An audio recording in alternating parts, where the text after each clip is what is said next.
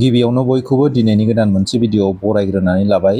दिनै आं नोंथांमोननि सिगाङाव आसाम एसेम्बलि इलेक्सन 2026 आव बबे हान्जाया बेसेबां सिट देरहानो हाखो, बेजों लोगोसेनो BTC आव बबे पलिटिकेल हान्जाया बांसिन मासि देरहानो हाखो, बेजों लोगोसेनो बेसेबां मार्जिनाव देरहानो हाखो, बैफोर गासै डिटेल्सफोरखौ आं नोंथांमोननि सिगाङाव गुवारै फोरमायनानै होगोन।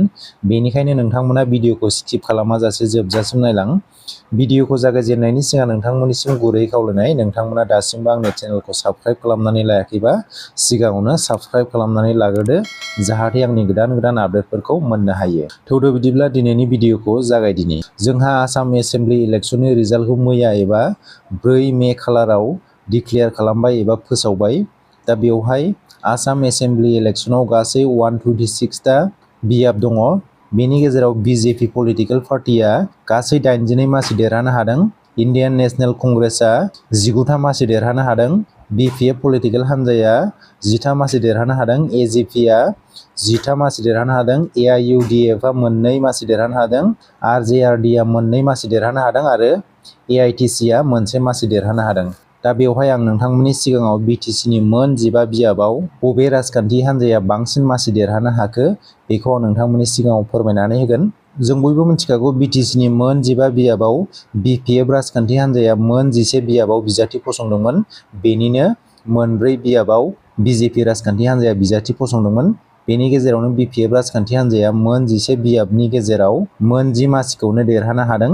1 मासिखौ कंग्रेसआ देरहानो हादों। बेजों लोगोसेनो BJPआ मोन 4 बियाबाव बिजाथि फसंदोंमोन। मोन 4नि गेजेराव गासै मोन 4खौबो देरहानो हादों। दा नोंथांमोननि सिगाङाव आं बे भिडिअनि गेजेरजों BTCनि मोन 15 बियाबाव बेसेबां मार्जिन लानानै BPF राजखान्थि हान्जानि बिजाथिफोरा देरहानो हादों, बेखौ आं नोंथांमोननि सिगाङाव डिटेल्सै फोरमायनानै होगोन। मोनफ्रोमबो बियाबनिखौनो फारि फारि नायलांगोन, बेनिखायनो नोंथांमोना भिडिअखौ स्किप खालामाजासे जोबजासिम नायलां। दा गिबियावनो जों बाक्सा डिस्ट्रिक्टनिफ्राय स्टार्ट खालामनोसै। बाक्सायाव गासै 20 राउन्ड जादों। बेवहायनो BPFनि बिजाथि मनेस्वर ब्रह्म बिथाङा गासै 88,820 भट मोननानै देरहासार जानो हादों। आरो बेसेबां भट फारागथियाव देरहानो हादों होननानै बुङोब्ला 49,050 भटनि फारागथियाव देरहानो हादों। सेकेन्ड पजिशनाव दङमोन UPPLनि बिजाथि राकेश ब्रह्म, बिथाङा 39,770 भट मोननो हादोंमोन। दा बे बियाबाव BPFनि बिजाथि मनेस्वर ब्रह्म बिथाङा देरहासार जानो हाबाय। दा जों बाक्सानिखौ नायखांबाय, बेनि उनाव जोङो बावखुंग्रिनिखौ नायनोसै। बावखुंग्रि बियाबाव गासै 21 था राउन्ड जादोंमोन। बेनि गेजेरावनो BPFनि बिजाथि रुपम चन्द्र रय बिथाङा 62,677 भट मोननानै देरहासार जानो हायो। बेसेबां भट मार्जिनाव देरहादों होननानै बुङोब्ला 23,710 भट मार्जिनाव बिथाङा देरहासार जानो हायो।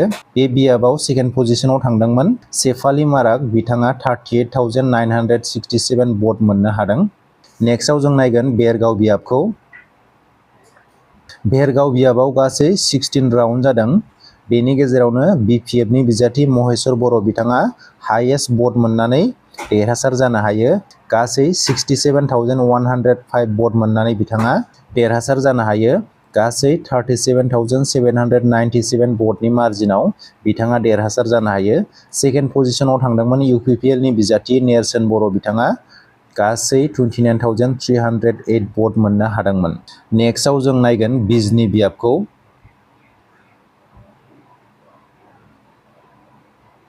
बिजनि बियाबाव भट साननाया गासै 19 राउन्ड जादोंमोन। बेनि गेजेरावनो BJPनि बिजाथि अरुप कुमार दे बिथाङा हाइएस्ट भट मोननानै देरहासार जानो हादोंमोन। गासै 71,708 भट मोननो हादोंमोन बिथाङा। 33,927 भट मार्जिनाव बिथाङा देरहानो हादों। सेकेन्ड पजिशनाव थांनो हादोंमोन UPPLनि बिजाथि कमल सिंह नार्जारी, बिथाङा गासै 37,781 भट मोननो हादों। दा जों थांगोन दतमा बियाबाव। दतमायाव गासै 16 राउन्ड जादोंमोन भट साननाया। बेवहाय BPFनि बिजाथि रबिराम नार्जारी, बिथाङा हाइएस्ट भट मोननानै देरहासार जानो हायो। बिथाङा गासै 48,775 भट मोननो हादोंमोन। 24,283 भट मार्जिनाव बिथाङा देरहानो हादोंमोन। सेकेन्ड पजिशनाव थांदों UPPLनि बिजाथि राजु कुमार नार्जारी, बिथाङा गासै 24,492 भट मोननो हादोंमोन। दा जों नेक्स्टआव थांगोन गरेस्वर बियाबाव। गरेस्वर बियाबाव गासै भट साननाया 19 राउन्ड जादोंमोन। बेवहायनो बिजेपिनि बिजाथि भिक्टर कुमार दास बिथाङा हाइएस्ट भट मोननानै देरहासार जानो हायो। गासै 98,108 भट मोननो हादोंमोन।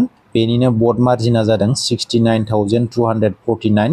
सेकेन्ड पजिशनाव थांनो हादोंमोन UPPL नि बिजाथि पबित्र कुमार बर' बिथाङा गासै 28,859 भट मोननो हादोंमोन। दा नेक्स्टआव जों थांगोन गसाइगाव बियाबाव। गसाइगाव बियाबाव गासै भट साननाय राउन्डआ 13 राउन्ड जादोंमोन। बेनि गेजेरावनो BPF नि बिजाथि सभाराम बसुमतारी बिथाङा हाइएस्ट भट मोननानै देरहासार जानो हायो। गासै 44,394 भट मोननो हादों बिथाङा। बेनि भट मार्जिनानो जादों 22,977। सेकेन्ड पजिशनाव थांनो हादोंमोन JMM नि बिजाथि फेड्रिकसन हान्साक बिथाङा 21,417 भट मोननो हादोंमोन। दा नेक्स्टआव जों थांगोन क'क्राझार बियाबाव।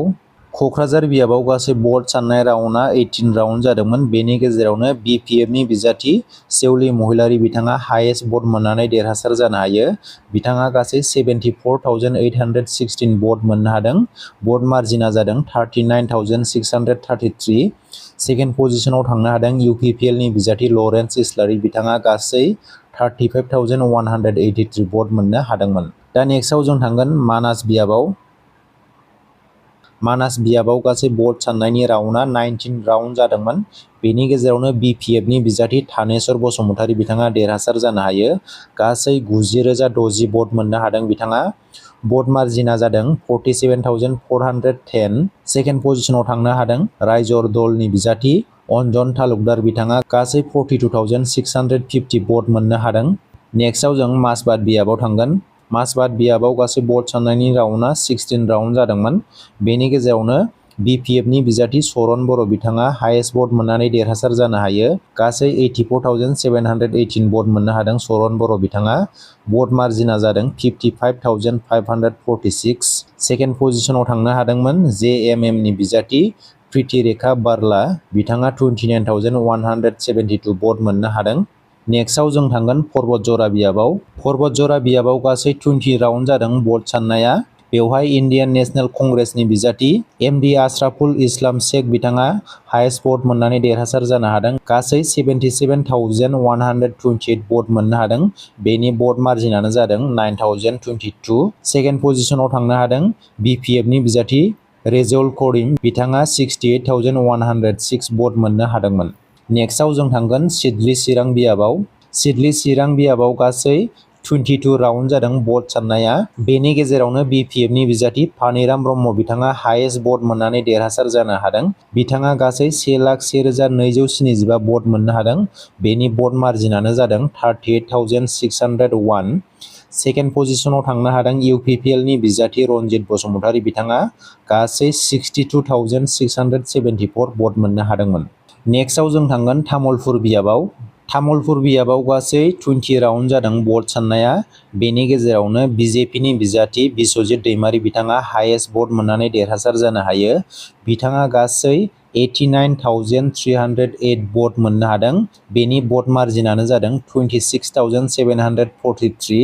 सेकेन्ड पजिशनाव थांनो हादों UPPL नि बिजाथि प्रमद बर' बिथाङा गासै 62,565 भट मोननो हादों। नेक्स्टआव जों थांगोन टंला बियाबाव। टंला बियाबाव गासै 21 राउन्ड जादों भट साननाया। बेनि गेजेरावनो BJP नि बिजाथि बिखान चन्द्र देखा बिथाङा हाइएस्ट भट मोननानै देरहासार जानो हादों। बिथाङा गासै 84,309 भट मोननो हादों। बेनि भट मार्जिनानो जादों 54,601। सेकेन्ड पजिशनाव थांनो हादों इन्डियान नेशनेल कंग्रेसनि बिजाथि रहित पारिगा बिथाङा गासै 29,708 भट मोननो हादों। नेक्स्टआव जों थांगोन उदालगुरि बियाबाव। उदालगुरि बियाबाव गासै 17 राउन्ड जादों भट साननाया। बेनि गेजेरावनो BPF नि बिजाथि रिहन दैमारी बिथाङा हाइएस्ट भट मोननानै देरहासार जानो हादों। बिथाङा गासै 76,800 भट मोननो हादों। बेनि भट मार्जिनानो जादों 27,554। सेकेन्ड पजिशनाव थांनो हादों UPPL नि बिजाथि दिपेन बर' बिथाङा गासै 49,246 भट मोननो हादोंमोन। दा बेनोमोन BTC नि बियाबाव देरहानाय बिजाथिफोरा आरो बिथांमोननि भट मार्जिना। दा बेवहाय जों क्लियारलि बुंनो हायो BTC आव BPF राजखान्थि हान्जाया मोन 11 बियाबाव गेलेदोंमोन। बेनि गेजेरावनो मोन 10 बियाबाव देरहासार जानो हादों। बिजेपि राजखान्थि हान्जाया मोनब्रै बियाबाव गेलेदोंमोन। बेनि गेजेरावनो गासैबो मोनब्रै बियाबावनो देरहासार जानो हादोंमोन। दा बुंनो थाङोब्ला बिटिसिनि मोन 15 बियाबाव एनडिएनि सा 14 बिजाथिफोरा देरहासार जानो हायो। इन्डियान नेशनेल कंग्रेसनि सासे बिजाथिया मोनसे बियाबाव देरहासार जानो हायो। दा बेनोमोन आसाम एसेम्बलि इलेक्सनाव बिटिसिनिफ्राय देरहासार जानो हानाय बिजाथिफोरा। दा नोंथांमोना भिडिअखौ इनफरमेटिभ मोनोब्ला मोनसे लाइक खालामदो। दिनैनि भिडिअआ एसेनोसै, गोजोन्थों।